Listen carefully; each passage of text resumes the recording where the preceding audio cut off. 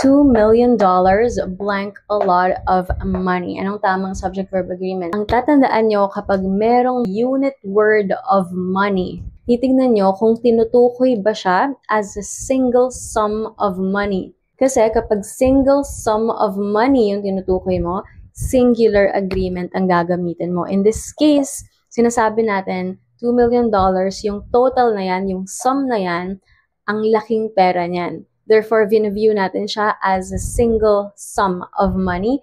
Therefore, is yung tamang sagot. Now, kailan naman siya pwedeng maging plural? Kung ang konteksto natin ay tumitingin tayo doon sa separate units or separate bills or separate dollars, usually, nasa konteksto tayo ng pagbibilang ng kung ilang bills ba, tinatingin mo kung ilang bills yung nandun sa table.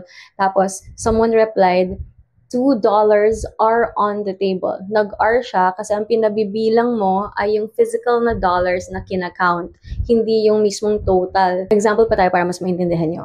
$10 million is a lot to spend on a car.